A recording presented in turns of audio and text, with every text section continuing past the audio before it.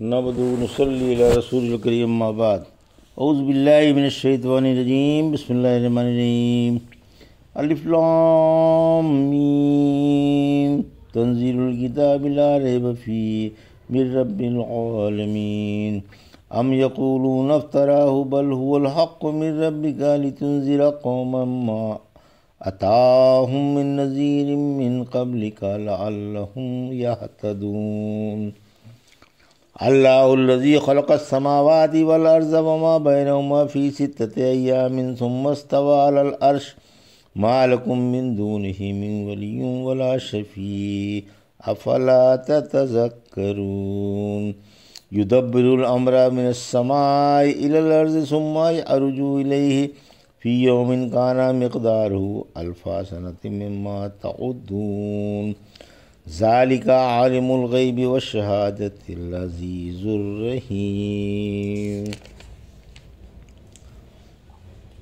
الذی احسن کل شیء خلقہ وبدأ خلق الانسان من طین ثم جعل نسلہ من سلالۃ من ماء مہین ثم سواہ ونفخ فیہ من روحہ وجعل لکم السمع والابصار والافئدۃ قلیلا ما تشکرون۔ ابھی آپ نے سورہ الف لام میم سجدہ کی آیت 1 سے 9 کی تلاوت سماعت فرمائی۔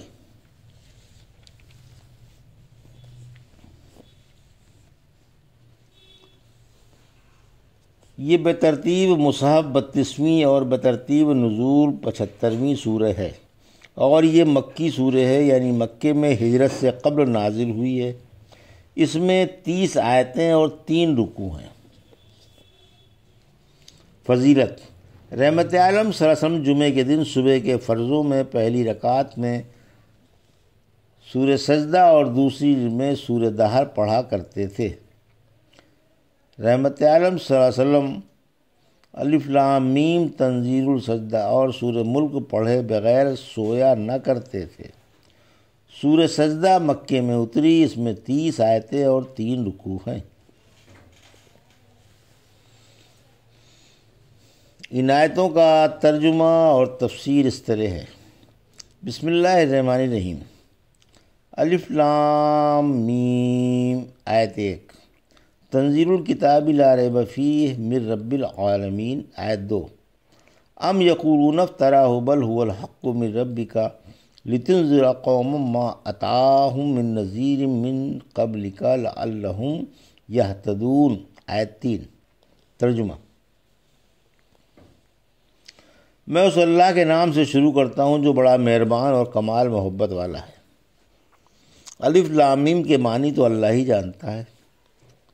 بلا شبہ یہ کتاب رب العالمین کی جانب سے اتاری گئی ہے۔ کیا لوگ کہتے ہیں کہ آپ نے اسے گڑھ لیا ہے؟ نہیں، بلکہ یہ تو آپ کے رب کی طرف سے برحق ہے، تاکہ آپ اس سے ان لوگوں کو ہوشیار کر دیں جن کے پاس آپ سے پہلے کوئی ہوشیار کرنے والا نہیں آیا، تاکہ وہ راہ پاس آئیں۔ تفسیر: یہ تھا ترجمہ آیت 1 سے 3 کا۔ تفسیر: الف لام میم یہ حروف مقطعات ہے، ان کا معنی اللہ ہی کو معلوم ہے، ہمیں صرف ان پر ایمان لانا ہے، یہ قرآن ہے۔ آیت 2 بلا شبہ قرآن اللہ کی کتاب ہے، یعنی اللہ کی طرف سے اتارے جانے میں کوئی شک و شبہ نہیں۔ بلا شبہ یہ کتاب حق تعالیٰ نے اپنی مہربانی سے لوگوں کو ہوشیار کرنے کے لیے اتاری ہے۔ آیت 3 گڑھنے کا الزام، یعنی مشرک کہتے ہیں کہ آپ نے اسے گڑھ لیا ہے، اور لوگوں سے کہتے ہیں کہ یہ اللہ کا کلام ہے۔ نہیں، آپ نے اپنے دل سے یہ کتاب نہیں بنائی، بلکہ حقیقت میں حق تعالیٰ کی طرف سے اتری ہے، اور اللہ کا سچا کلام ہے، تاکہ آپ اس سے عربوں کو بیدار فرما دیں جن کے پاس آپ سے پہلے کوئی رسول نہیں آیا، تاکہ وہ راہ پر چل کر نجات پالیں۔ اللہ الذی خلق السماوات والارض وما بینہما فی ستۃ ایام ثم استوی علی العرش ما لکم من دونہ من ولی ولا شفیع افلا تتذکرون۔ آیت 4، یدبر الامر من السماء الى الارض ثم یعرج الیہ فی یوم کان مقدارہ الف سنۃ مما تعدون۔ آیت 5، ذالک عالم الغیب والشہادۃ العزیز الرحیم۔ آیت 6۔ ترجمہ: اللہ ہی نے آسمان و زمین اور اس کی درمیانی چیزیں 6 دن میں پیدا کی، پھر مستوی عرش ہوا۔ اس کے علاوہ نہ تمہارا کوئی کارساز ہے اور نہ سفارشی، تو کیا تم سمجھتے نہیں ہو؟ وہ آسمان سے لے کر زمین تک تمام کاموں کا منتظم ہے، پھر وہ اس کی طرف ایک ہی دن میں چڑھ جاتے ہیں، جس کی مقدار تمہاری شمار کے مطابق 1000 سال کی ہے۔ وہی چھپے کھلے کا جاننے والا ہے اور وہی سب پر غالب اور بڑا ہی مہربان ہے۔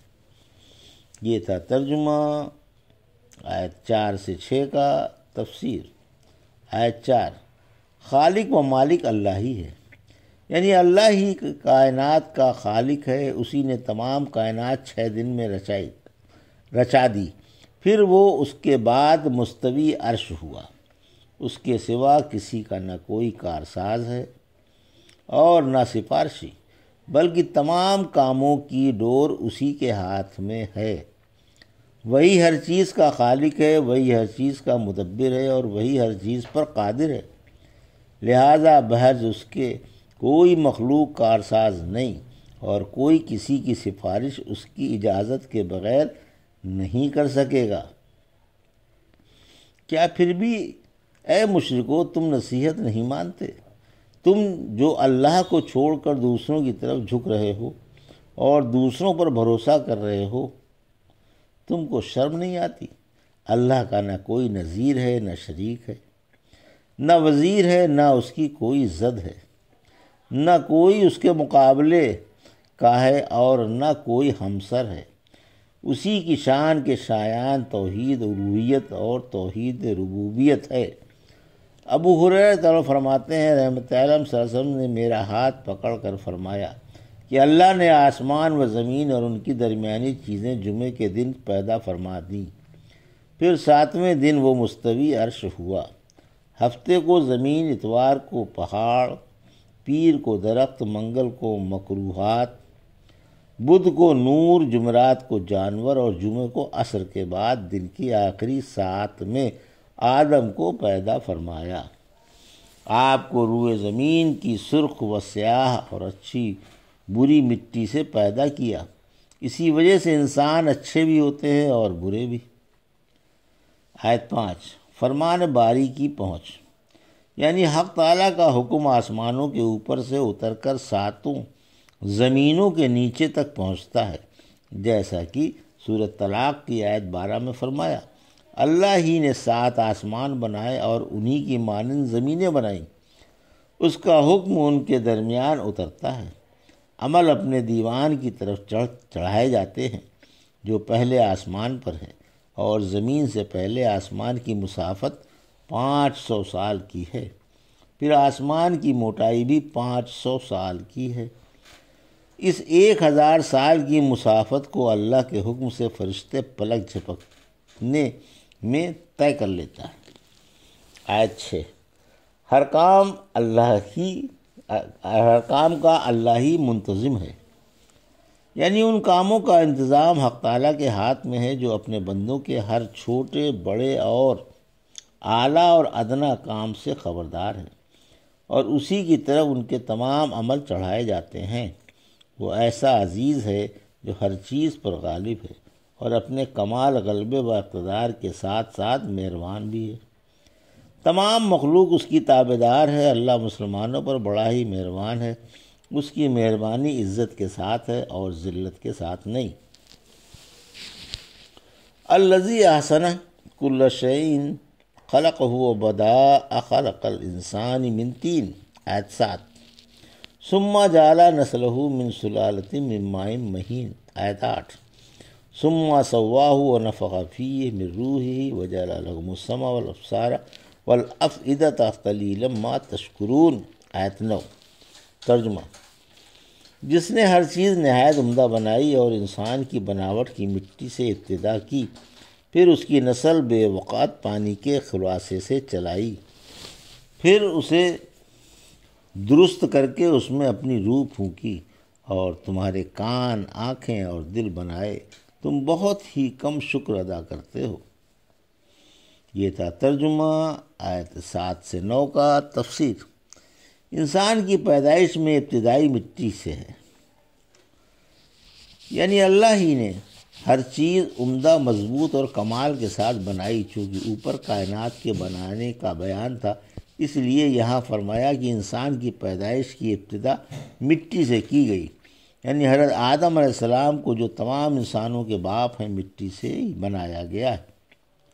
آیت 8: انسان منی سے پیدا ہوتا ہے، پھر عام انسانوں کی پیدائش ایک بے وقات پانی کے خلاصے سے ہوئی، یعنی نطفے سے توالد و تناسل کا سلسلہ جاری ہوا جو مرد کی پشت سے اور عورت کی پسلیوں سے برآمد ہوتا ہے۔